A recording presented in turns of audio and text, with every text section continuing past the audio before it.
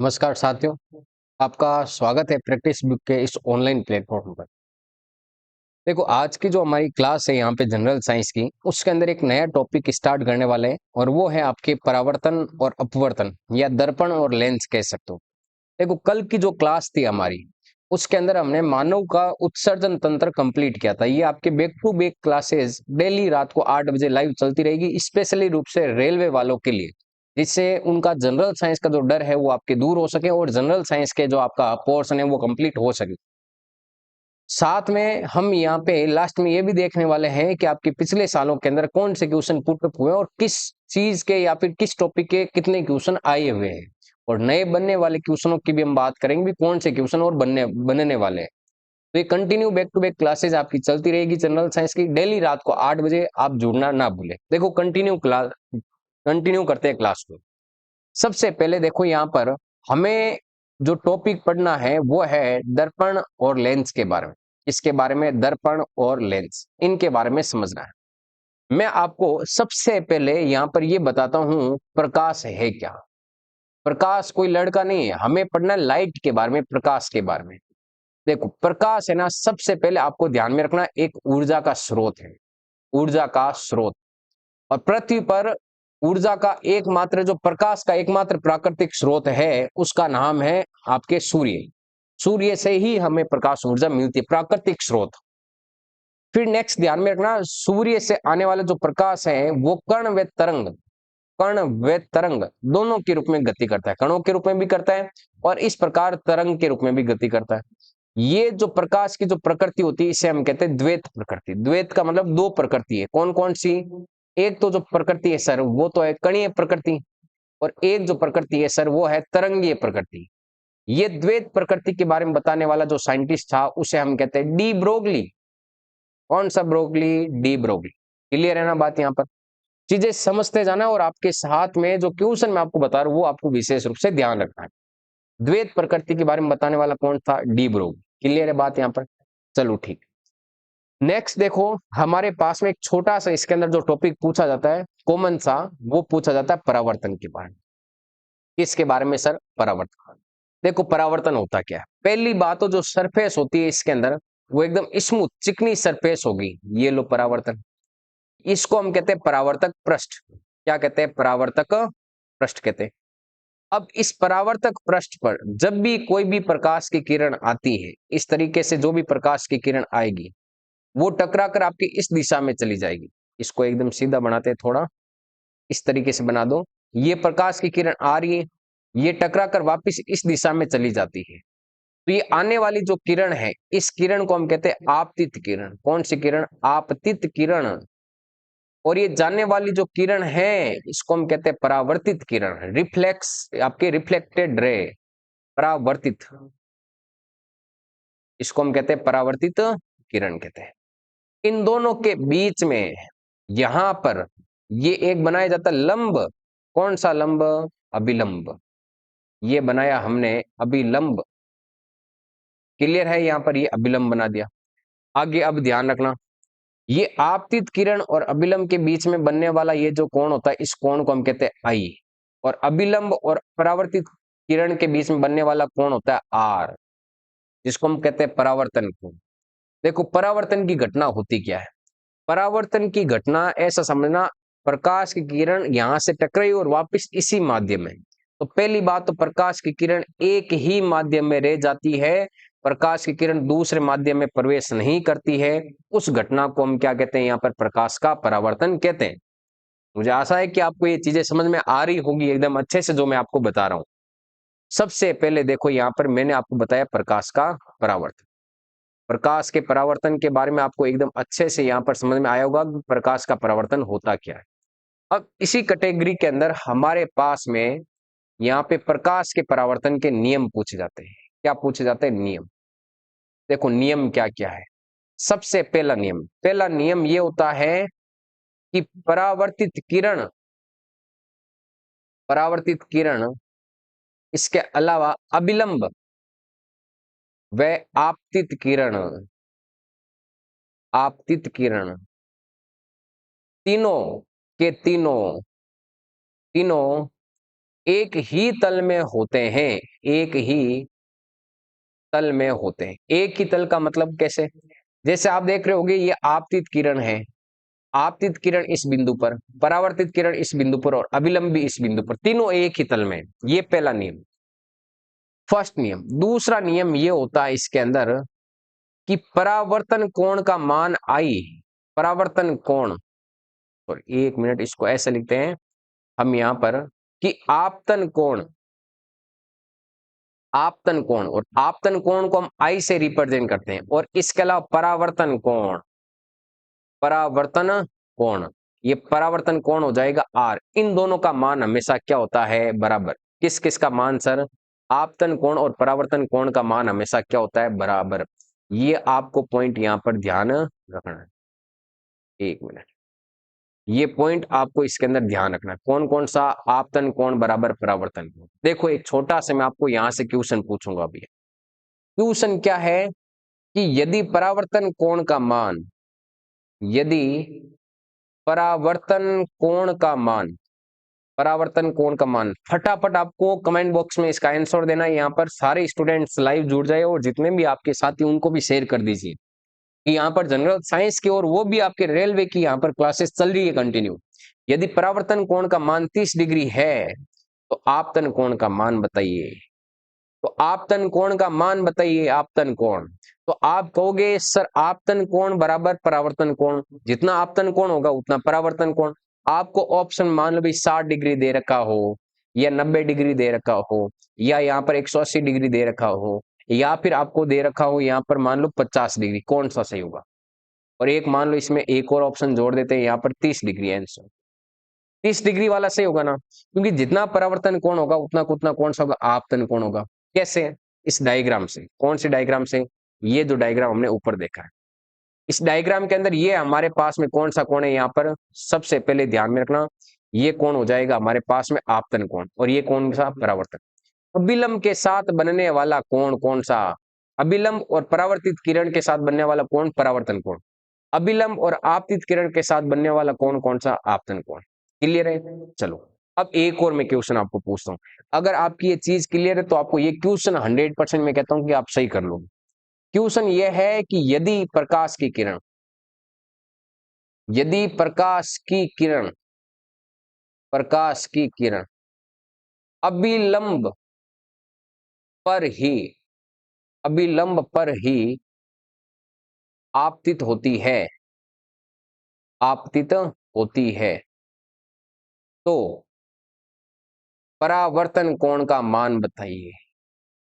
परावर्तन कोण का मान बताइए। आप कहोगे सर इसमें कोण का मान नहीं दे रखा लेकिन लैंग्वेज दे रखी, और यही क्वेश्चन आपको बहुत सारे स्टूडेंट्स आगे ले जाएंगे। ये हमारे पास में परावर्तक पृष्ठ, ये अभिलंब यहीं पर तो बनाते हैं। मैंने कहा है कि प्रकाश की किरण अभिलंब पर आपतित होती है। अभिलंब पर कैसे आपतित होगी? ऐसे ये प्रकाश किरण इस अभिलंब के ऊपर आपतित होगी, ये मानो। ये रेड कलर से मैंने लाइन बनी, ये आपके आपतित किरण। वैसे ही ध्यान में रखना, अगर अभिलंब की तरफ प्रकाश किरण आ रही है ऐसे, तो दर्पण से टकराकर वापस उसी दिशा में जाएगी ऊपर। तो प्रकाश की किरण टकरा कर भी वापस कहां पर जाएगी? इसी दिशा में वापस जाएगी ऊपर की ओर। इसका मतलब सर तीनों एक ही पॉइंट पे, और जब तीनों एक ही पॉइंट पे हो उस समय जो कोण बनेगा यहां पर, तो वो कोण हमेशा और हमेशा कितने डिग्री का बनेगा? 0 डिग्री का कोण बनेगा। आपतित किरण का अभिलंब के साथ बनने वाला कोण भी 0 डिग्री, परावर्तित किरण का अभिलंब के साथ बनने वाला परावर्तन कोण भी कितने डिग्री का? 0 डिग्री। तो सारे कोण 0 डिग्री के होंगे। ये बात भी आपको ध्यान रखना है। क्लियर है बात यहाँ पे? चलो एक क्वेश्चन और देखो। क्वेश्चन यहाँ पे ये आएगा, ये हमारे पास में यहाँ पे परावर्तक पृष्ठ, प्रकाश की किरण आ रही है, ये अभिलंब है, और यहां से टकराकर इस दिशा में ऐसे वापस जाएगी। इन्होंने कहा है कि ये परावर्तक पृष्ठ और आपतित किरण के साथ बनने वाला कोण 30 डिग्री का है। ये परावर्तक पृष्ठ और इस आपतित किरण के साथ बनने वाला कोण 30 डिग्री का, तो बताओ परावर्तन कोण का मान कितना? आपके सामने ऑप्शन दे रखे हैं 60 डिग्री, अगला दे रखा 30 डिग्री, फिर दे रखा 40 डिग्री, और एक ऑप्शन है यहां पर 90 डिग्री। आप कहोगे कि सर इसके अंदर ये पूरा जो कोण है हमारे पास में, पूरा एंगल 90 डिग्री का, ये इतना सा जो कोण 30 डिग्री का, तो पीछे कितना बचा 60 डिग्री।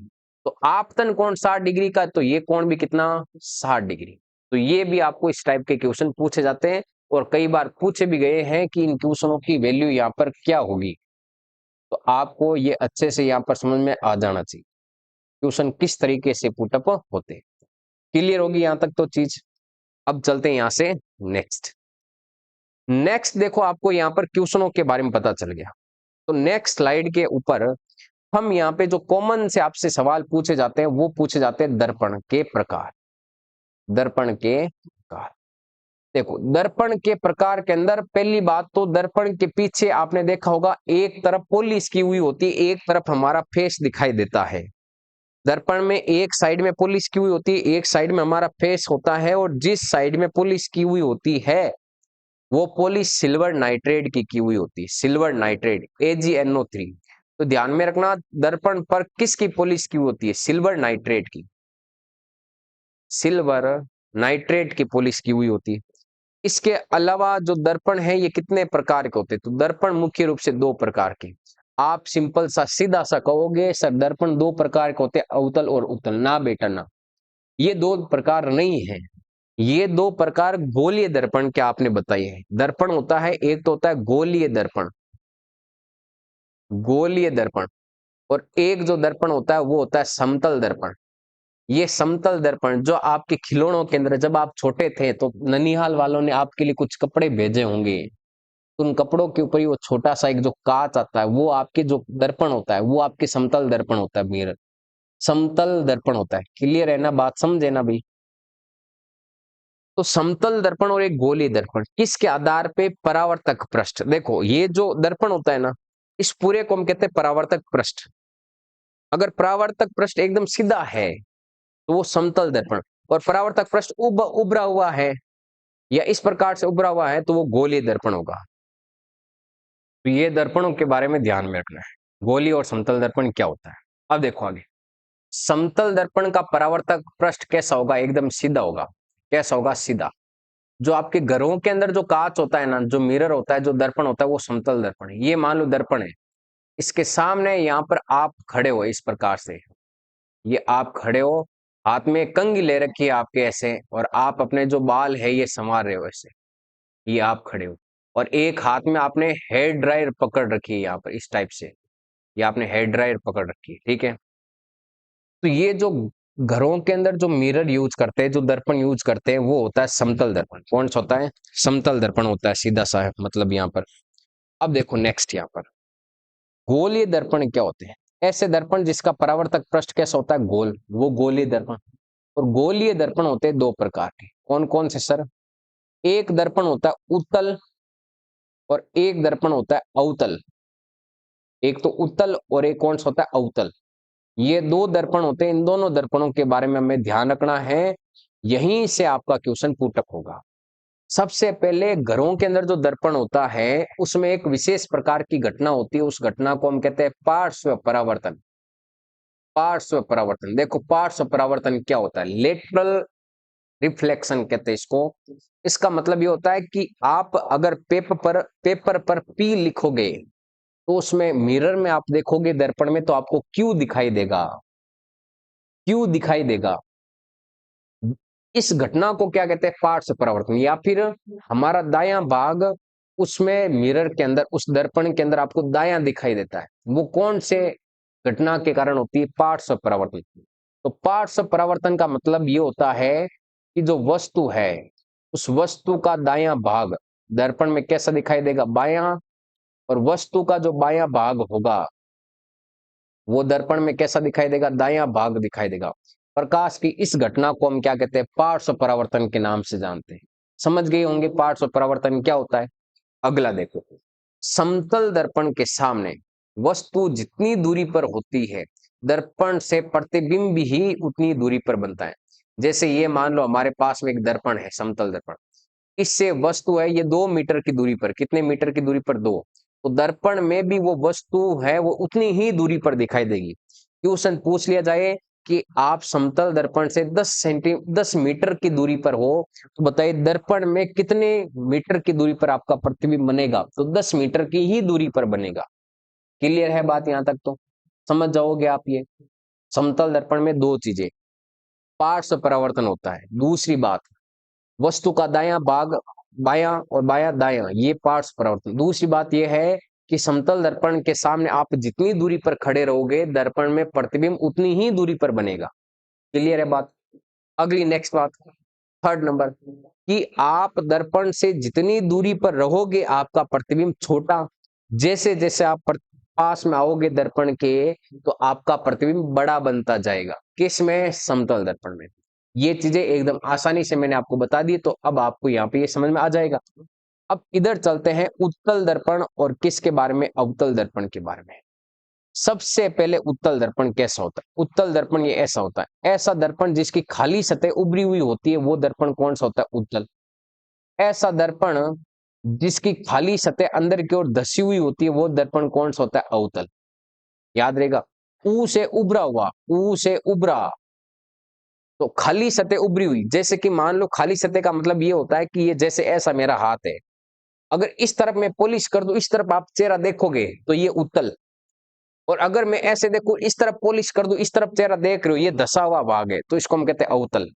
आप चम्मच वाला उदाहरण लो, आपने चम्मच देखा होगा दाल खाने वाला, ये दाल चावल खाने वाला है ना, आप जिससे हलवा खाते हो वो गाजर का हलवा, वो चम्मच का ये भाग जो धसा हुआ होता है वो अवतल का, अवतल की तरह कार्य करेगा।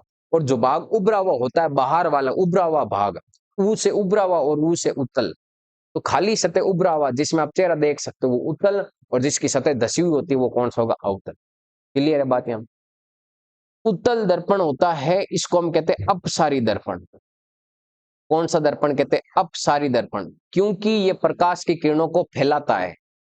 अवतल दर्पण होता है, इसको हम कहते हैं अभिसारी दर्पण, क्योंकि ये प्रकाश की किरणों को केंद्रित करता है, अभिसारी दर्पण कहते हैं। क्योंकि ये प्रकाश की जो भी किरणें आएगी उन प्रकाश की किरणों को एक जगह केंद्रित करने का कार्य करता है, इस कारण इसको अभिसारी। ये प्रकाश की किरणों को फैलाएगा, इस कारण इसको उत्तल दर्पण को अपसारी। अवतल अभिसारी, उत्तल अपसारी, पता चल जाएगा यहाँ पर एकदम अच्छे से। अगला, अवतल दर्पण में जो भी प्रतिबिंब बनेगा वो वास्तविक और उल्टा बनता है। कैसा बनेगा? वास्तविक और उल्टा प्रतिबिंब। लेकिन उत्तल दर्पण में जो भी प्रतिबिंब बनेगा उसे उल्टा, उसे आपको ध्यान में रखना है, यहाँ पे प्रतिबिंब बनेगा वो आपके आभासी और सीधा, आभासी और सीधा प्रतिबिंब बनेगा। किस में बनेगा सर? वो बनेगा आपके उत्तल दर्पण में। अवतल में कैसे बनेगा सर? अवतल में बनेगा वास्तविक और उल्टा। क्लियर है बात यहाँ पे?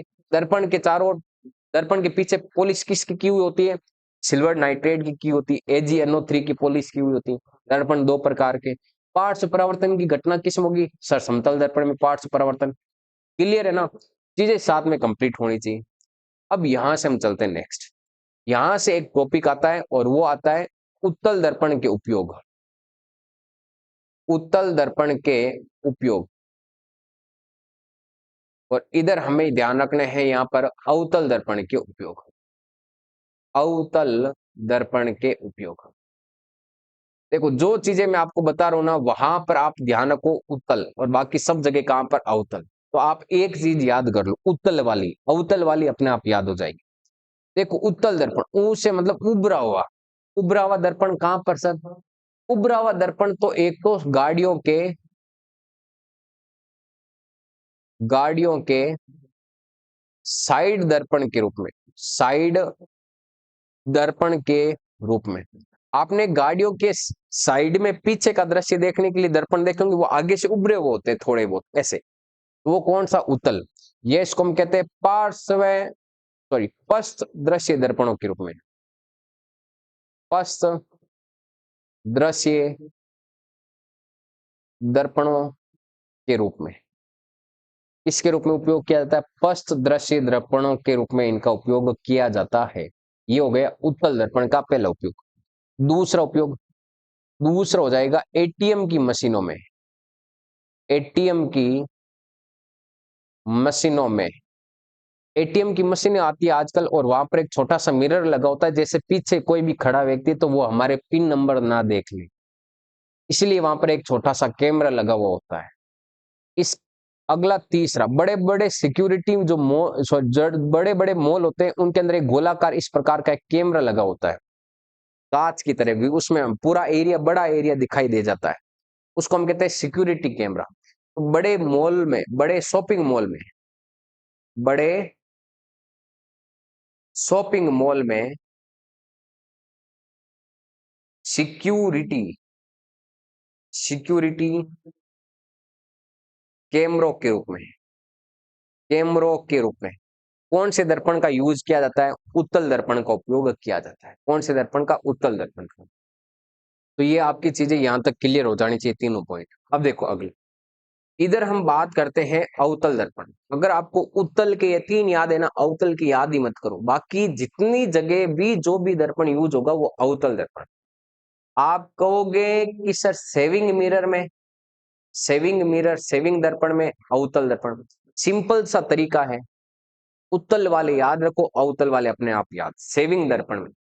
इसके अलावा गाड़ियों की हेडलाइट में, गाड़ियों की हेडलाइट, अब चाहे आपके बस, ट्रक, टेम्पो, चाहे बाइक, कोई भी हो, वो गाड़ियों की हेडलाइट सभी के अंदर अवतल दर्पण। इसके अलावा दंत चिकित्सा के अंदर, दंत चिकित्सा में वो भी अवतल दर्पण। सौर भट्टियों में, सौर पट्टियों नहीं, भट्टियों, सौर भट्टियों में कौन सा दर्पण? अवतल दर्पण।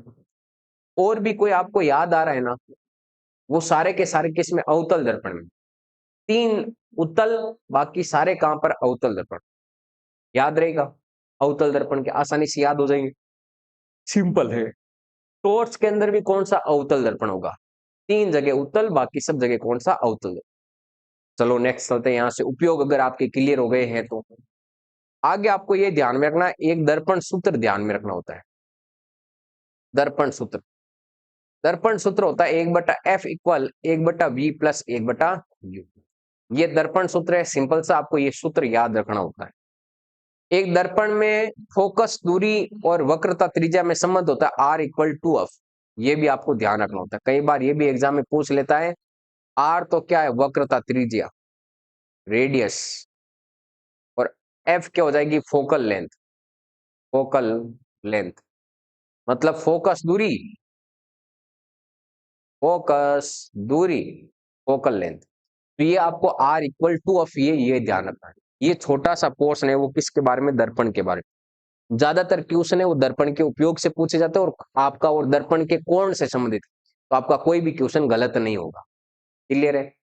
एक दर्पण संबंधित एक क्वेश्चन और बताता हूं।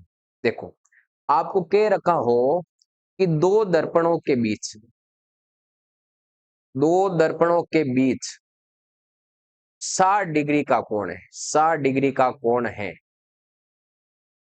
तो बनने वाले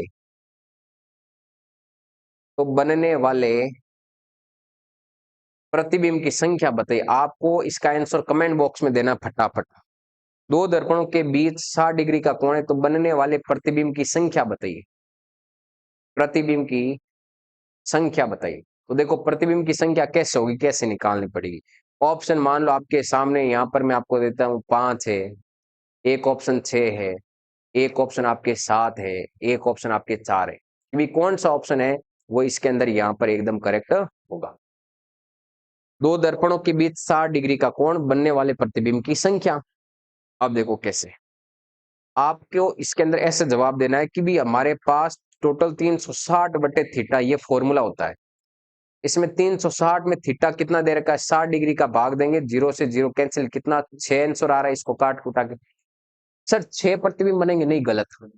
जब भी आपका आंसर सम संख्या में हो, कौन सी संख्या में? सम संख्या में, तो आपको इसमें से -1 करना है। तो इसका मतलब सर 5 प्रतिबिंब बनेंगे, बिल्कुल 5 बनेंगे। और जब आपका आंसर विषम संख्या में आ जाए तो आपको कुछ भी माइनस नहीं करना है। मतलब सर हमें सिंपल से ये समझ में आ रहा है कि जब आंसर सम संख्या में आए तब एक घटाना है उत्तर में से, तब हमारा उत्तर सही होगा। और विषम संख्या में आए तो कुछ भी नहीं घटाना, वही आपका सही आंसर होगा। जैसे मैं आपको यहाँ पर एक तरीके से और भी पूछ लेता हूं कि दो दर्पणों के बीच आपका जो एंगल है वो आपके 360 में, अब की बार एंगल दे रखा है 45 डिग्री। कितनी डिग्री? 45। तो बताओ बनने वाला कोण कितने डिग्री का होगा? सॉरी, प्रतिबिंब कितने बनेंगे? तो सबसे पहले आप कहोगे सर इसको 5 से काट लो 9 बार, तो ये 5 से जाएगा 7 और ये 2 72 बार। अब इसमें आप इसको कितनी बार काटोगे भाई? टोटल सर ये तो भाग इसके अंदर हमारे पास में जाएगा 8 बार। फिर भी सम संख्या में आंसर आ रहा है, तो सम में से -1 करेंगे, कितने प्रतिबिंब बनेंगे? 7। अगर इस टाइप का सवाल आपको पूछे तो आपको 360 में उसका भाग देना है। आंसर अगर सम संख्या में आए तो -1 और विषम संख्या में आए तो कुछ भी माइनस नहीं करना, तो आपका आंसर क्या हो जाएगा? करेक्ट। ये तो था दर्पण के बारे में। आगे हम चलते हैं लेंस के बारे में। किसके बारे में? लेंस। देखो, लेंस के बारे में बात करते हैं तो लेंस दो प्रकार के होते हैं। एक लेंस होता है उत्तल और एक लेंस होता है अवतल लेंस। कौन सा होता है? अवतल लेंस। ये दो प्रकार के लेंस होते हैं। उत्तल लेंस होता है, देखो उत्तल दर्पण को हमने कहा था अपसारी दर्पण, यहां पर इसको हम कहेंगे अभिसारी दर्पण। और अवतल लेंस को हम कहते हैं अपसारी लेंस। कौन सा लेंस कहते हैं? अपसारी लेंस कहते हैं। सिंपल सा मीनिंग ये। आपको आगे नेत्र से संबंधित कुछ दोष पढ़ने को मिलेंगे, जैसे हम यहां यहीं पर बात कर लेते हैं निकट दृष्टि दोष। निकट दृष्टि दोष। एक हम बात कर लेते हैं यहां पर दूर दृष्टि दोष। दूर दृष्टि दोष। एक हम बात कर लेते हैं यहां पे जरा दृष्टि दोष। जरा दृष्टि दोष। एक हम बात कर लेते हैं यहां पे दृष्टि वैषम्य। दृष्टि वैषम्य। एक होता है मोतियाबिंद। मोतियाबिंद। ये आपके टोटल 5 दोष देखने को मिलते हैं। निकट दृष्टि दोष में कौन सा लेंस, दूर दृष्टि दोष में कौन सा, इन सब के अंदर, इन दोषों के अंदर कौन से लेंसों का उपयोग किया जाता है, ये हमें ध्यान रखना होता है। कुछ नहीं करना है, आपसे पहले निकट दृष्टि दोष के बारे में देखो। निकट नाम बड़ा या दूर नाम बड़ा? सर निकट नाम बड़ा। आप उत्तल नाम बड़ा है या अवतल नाम बड़ा? सर अवतल नाम बड़ा है और उत्तल नाम क्या है यहाँ पर? छोटा। बड़े के साथ बड़ा वाला और छोटे के साथ बड़ा वाला, छोटे के साथ में छोटा वाला। मतलब निकट दृष्टि दोष में निकट नाम बड़ा और उत्तल और अवतल में से अवतल नाम बड़ा। अवतल लेंस बड़े के साथ में बड़ा वाला।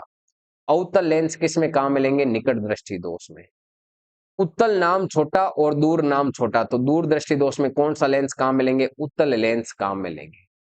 निकट दृष्टि दोष को हम कहते हैं मायोपिया। मेरे पिया जब पास में होते हैं तो सिर्फ पिया ही दिखाई देते और कोई चीज दिखाई नहीं देती है। ठीक है, सिर्फ और सिर्फ मेरे पिया दिखाई देते और कोई भी चीज दिखाई नहीं देती है। तो निकट दृष्टि दोष को मायोपिया के नाम से जानते, तो ये मायोपिया नाम भी आपको ध्यान रखना है। देखो लेंस पढ़ रहे हो ना, आपको एकदम मजेदार चीजें पढ़नी चाहिए। बहुत ही फैक्ट भी हमें यहाँ पे पढ़ने चाहिए, जिसके कारण चीजें पढ़ने में आपको आसानी हो। आपका जो मैटर है वो कंटिन्यू आपका चलता रहे, आनंद के साथ आप इन चीजों को पढ़ते हो। देखो नेक्स्ट, जरा दृष्टि दोष की बात करें यहाँ पर, जो बुढ़ापे के अंदर होने वाला, और जब भी बुढ़ापे के अंदर होता है तो उसके अंदर आपको ब्लैक चश्मा दिया जाता है। सॉरी, एक मिनट। ब्लैक चश्मा इस मोतियाबिंद के अंदर दिया जाता है। ठीक है, ब्लैक चश्मा। आपने वो सुना होगा भी आंखों के कार्य करवाते हैं, आंखों के ऑपरेशन करवाया जाता है, उसमें इस टाइप का आपके चश्मा दिया जाता है, पूरा का पूरा इस टाइप का चश्मा। ठीक है, ये इस टाइप का चश्मा, तो वो मोतियाबिंद के अंदर है। जरा दृष्टि दोष जो आपको ना तो पास की चीज ना दूर की चीज दिखाई देती है, इसमें द्विफोक्सी लेंस काम में लेते हैं। कौन सा लेंस? द्विफोक्सी लेंस काम में लिया जाता है। और दृष्टि वैषम्य में बेलनाकार लेंस। कौन सा लेंस काम में लेते हैं? बेलनाकार लेंस काम में लेते हैं। तो ये आपको लेंसों से संबंधित पता होना चाहिए, कौन से दोष में कौन से लेंस काम में लेते हैं, क्योंकि कई बार इसमें नेत्र दोष से संबंधित भी आपको क्वेश्चन पूछ लिए जाते हैं। याद रहेगा यहाँ पे किसके अंदर? लेंस के अंदर। ये आपको डिटेल्स ध्यान में रखना। चले यहाँ से नेक्स्ट, अब देखो आगे आगे की जो मैं आपको चीजें बता, हम पढ़ रहे हैं लेंस के बारे में। लेंस में पहली बात तो अपवर्तन की घटना होती है। किसकी घटना होती है? अपवर्तन।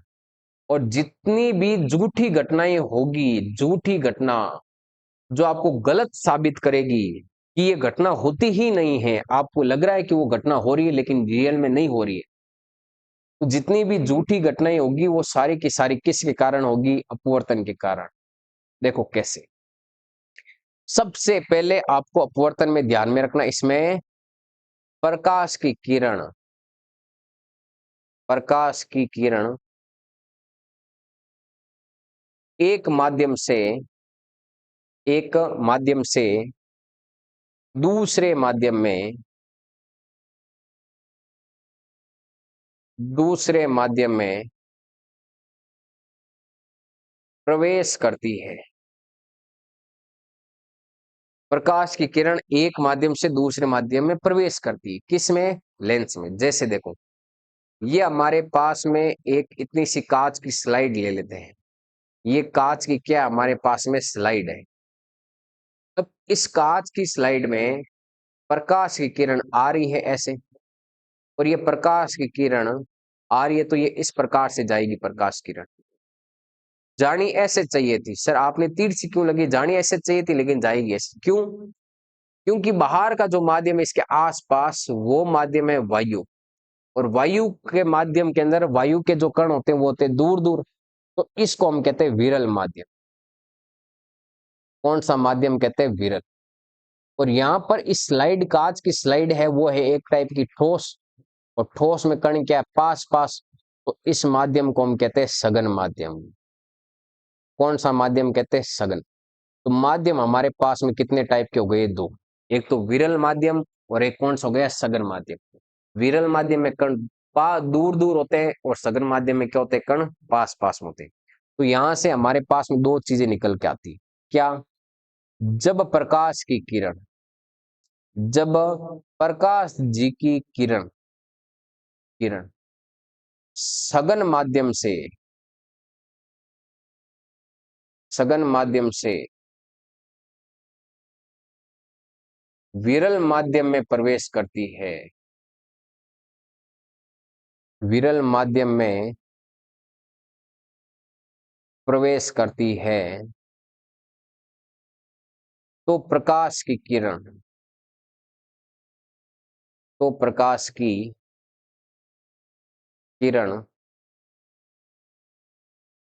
अविलंब से, अविलंब से दूर हटती है, घटती नहीं, दूर हटती है। जब भी प्रकाश की किरण सघन माध्यम से विरल माध्यम में प्रवेश करेगी, सघन से किस में प्रवेश करी है? विरल में प्रवेश करेगी, तो वो प्रकाश किरण हमेशा अविलंब से क्या होगी? दूर हटेगी। ये आपको ध्यान में रखना, अविलंब से दूर हटेगी। क्लियर है बात यहां पर? इसके अलावा और प्रकाश का वेग बढ़ जाएगा, प्रकाश की किरण का वेग, प्रकाश की किरण का वेग बढ़ जाता है। अब सघन से जब विरल में आएगी तो प्रकाश किरण का वेग क्या होगा? बढ़ेगा। और यहीं पर एक फैक्ट आपको ध्यान रखना है कि निर्वात में प्रकाश का वेग, निर्वात में प्रकाश का वेग, निर्वात में प्रकाश का वेग, जिसको हम सी से रिप्रेजेंट करते हैं, वो होता है 3 × 10⁸ मीटर पर सेकेंड। निर्वात में जो प्रकाश का वेग होता है वो होता है 3 × 10⁸ मीटर पर सेकेंड। ये आपको ध्यान रखना। निर्वात का प्रकाश में वेग, निर्वात में प्रकाश का वेग याद रहेगा, 3 × 10⁸ मीटर पर सेकेंड। क्लियर है? चीजें ध्यान रखना, बहुत ही आपकी जरूरत पड़ेगी। ये सारे क्वेश्चन हैं वो आपके एग्जाम पूछे भी गए हैं, और कई बार एग्जाम के अंदर पूछे भी जाते हैं। ये लो, इसको अलग अलग डिजाइन कर दिया। आप कहो तो इसके लिए आपके स्टार लगा देते हैं। ये लो, इसमें स्टार लगा देते हैं। आप कहो तो स्टार, ये लो, अरे स्टार, ये रहा स्टार, इसके अंदर स्टार लगा देते हैं। आपको पता रहेगा कि ये चीज आपको ध्यान रखनी है। इसके अलावा दिल गार्डन गार्डन कर देते हैं यहाँ पर, ये दिल आपका गार्डन गार्डन। पीछे वाली स्लाइड के अंदर जो इंपॉर्टेंट है उसको भी दिल गार्डन गार्डन। कौन सा? ये आपको, ये दोष वाले दिल गार्डन गार्डन, क्योंकि ये दोष वाले एग्जाम के अंदर पूछे जाते हैं और आपको फिर दोष दे दिया जाता है कि आपने सही क्यों नहीं किया। सारी चीजें आपकी इंपॉर्टेंट है इनसे रिलेटेड। चले यहाँ से नेक्स्ट देखो। अगला इसी के अंदर आपको ध्यान में रखना है दूसरा पॉइंट। एक मिनट, इसकी थिकनेस को कम करते हैं। दूसरा पॉइंट ये है यहां पर कि जब प्रकाश की किरण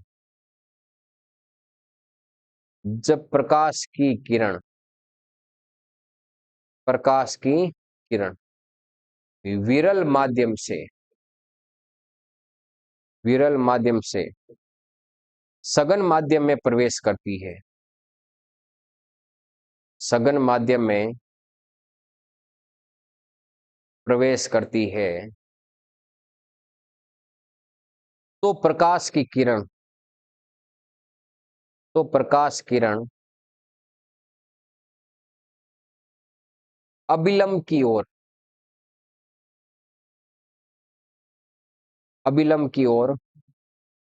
झुक जाती है।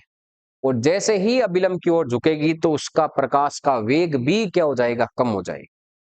इन दोनों फैक्ट को हम डायग्राम के थ्रू यहाँ पर समझते हैं, और डायग्राम के थ्रू आपको ध्यान रखना है। चीजें रटने वाली नहीं है, चीजें यहाँ पर समझने वाली। देखो कैसे, ये हमारे पास में दो सरफेस लिए, एक के अंदर बाहर का जो माध्यम है वो विरल, और एक के अंदर बाहर का माध्यम कौन सा, सघन।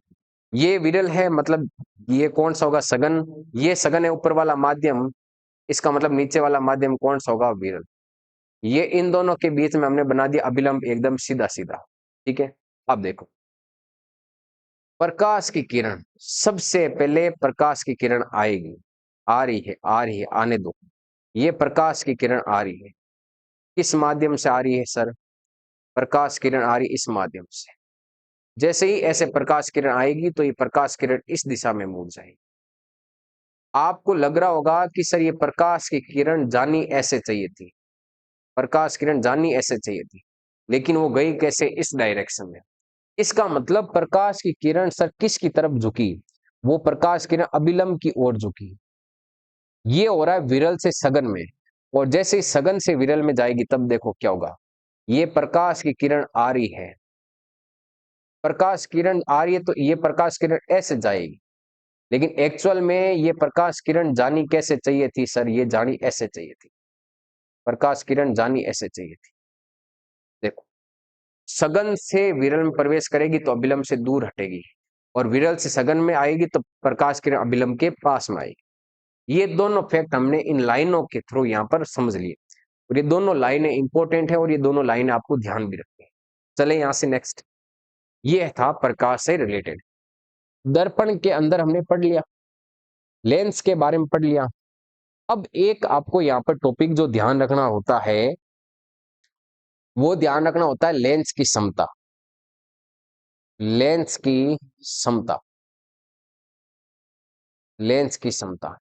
अब लेंस की समता क्या होती है सर, लेंस की समता कहते हैं यदि यदि अनेक सारे लेंसों को आपस में जोड़ दिया जाए, आपस में जोड़ दिया जाए, तो लेंसों की आपस में जोड़ दिया जाए तो उनकी समता को लेंस समता कहते हैं, लेंस समता कहते हैं। या फिर ऐसा भी कह सकते हो, लेंस के द्वारा प्रकाश की किरणों को अभिसारित और अपसारित करने की क्षमता लेंस समता कहलाती है। लेंस समता होती है, उसको P से रिप्रेजेंट करते हैं। P बराबर होता है 1/f, और F हमेशा किस में होना चाहिए, मीटर में होना चाहिए। किस में होना चाहिए, मीटर में। इसके अलावा आपसे पूछा जाए यहां पर कि लेंस की समता का मात्रक, लेंस की समता का मात्रक, तो लेंस की जो समता का मात्रक होता है वो होता है डायोप्टर। कौन सा टर, डायोप्टर होता है। ये होता है लेंस की समता का मात्रक। क्लियर है बात यहाँ पे। अगर आपको पूछ लिया जाए लेंस का फॉर्मूला, इसका फॉर्मूला, लेंस का सूत्र, या लेंस की फॉर्मूला क्या, लेंस का सूत्र, या इसको लेंस सूत्र कह सकते हो। लेंस सूत्र होता है 1/f equal 1/v minus 1/u। Clear है? देखो हमने पढ़ा था यहाँ पे अपवर्तन, और मैंने कहा था अपवर्तन के अंदर जितनी भी झूठी घटनाएं होती है वो सारी अपवर्तन के कारण। कौन कौन सी? पहली देखो, पानी में पेंसिल का मुड़ा हुआ दिखाई देना, पानी में पेंसिल का मुड़ा हुआ दिखाई देना। इसके अलावा पानी में सिक्के का ऊपर उठा हुआ दिखाई देना। इसके अलावा पानी में जो नींबू होता है उस नींबू का आकार बड़ा दिखाई देना। आग के उस तरफ वाली वस्तुएं हैं वो हमें हिलती हुई दिखाई देती, किसके कारण? अपवर्तन के कारण। तो जितनी भी झूठी घटनाएं होती, तारों का टिमटिमाना वायुमंडलीय अपवर्तन के कारण। तो जितनी भी झूठी घटनाएं होती है वो सारी अपवर्तन के कारण, और जितनी भी सच्ची घटनाएं होती है वो सारी की सारी किसके कारण होती है? परावर्तन के कारण होती है। याद रहेगी यहाँ पर ये चीजें, इन चीजों को आप ध्यान में रखना। एग्जाम के अंदर ये बहुत इंपॉर्टेंट आपके होती है, और एग्जाम के अंदर यहीं से आपके नॉर्मली बेसिक से आपकी डिटेल्स है वो यहाँ पर एग्जाम के अंदर आती है। इस टॉपिक को देखो और भी अगर हम यहाँ पे लेना चाहें आगे, तो इसके अंदर हमें यहाँ पर ये पूछा जाता है कि जो दर्पण और जो लेंस है इनके अंदर हमें यहाँ पर एक आवर्धनता के बारे में पूछा जाता है। किसके बारे में? आवर्धनता। तो आवर्धनता में आपको सिंपल सा ये याद रखना है यहाँ पर कि दर्पण और लेंस के द्वारा प्रतिबिंब की ऊंचाई और बिंब की ऊंचाई का जो अनुपात होता है कि भी दोनों में से बड़ा कौन छोटा कौन, तो उनका जो अनुपात होता है उसको हम आवर्धनता कहते हैं, मैग्निफिकेशन के नाम से जानते हैं। आपने देखा होगा कि कंप्यूटर के अंदर मैग्निफिकेशन का ऑप्शन आता है, उसको हम आवर्धनता के नाम से जानते हैं। याद रहेगा यहाँ पर। एक इसी के अंदर लेंस के अंदर हमारे पास में एक ये भी पूछा जाता है कि लेंस है वो आंख में कौन सा लेंस है? तो आंख में जो लेंस है वो ध्यान में रखना उत्तल लेंस है। कौन सा लेंस है? आंख में उत्तल, या कई बार इस उत्तल लेंस की जगह नाम आता है क्रिस्टलीय लेंस। कौन सा लेंस काम में आता है? क्रिस्टलीय लेंस काम में आता है। और कई बार ये एनटीपीसी और रेलवे डी ग्रुप के अंदर ये क्वेश्चन पूछा जाता है कि आपको परावर्तन कोण का मान दे देता है और आपको अपवर्तन कोण का मान पूछता है। कई बार आपको लेंस की समता का मात्रक पूछता है कि लेंस की समता का मात्रक क्या होता है। तब आपको ये चीजें पता रखनी। ये आपके दर्पण और लेंस के बारे में हमने छोटा सा और बहुत ही कम टाइम के अंदर बहुत ही सारी डिटेल से यहाँ पे चीजें की है। वापिस मिलते हैं नेक्स्ट वीडियो के अंदर, और नेक्स्ट वीडियो है वो आपको कल कंटिन्यू जो 8 बजे आपकी लाइव क्लास होगी उसके अंदर आपको मिलता रहेगा। तो 8 बजे आप डेली जुड़ना ना भूलें। कंटिन्यू आपको एक वीडियो के अंदर एक टॉपिक है वो आपको कंप्लीट करवा दिया जाएगा। कैसा लगा वीडियो वो भी आप कमेंट जरूर करें। मिलते हैं वापिस नेक्स्ट वीडियो के अंदर। धन्यवाद।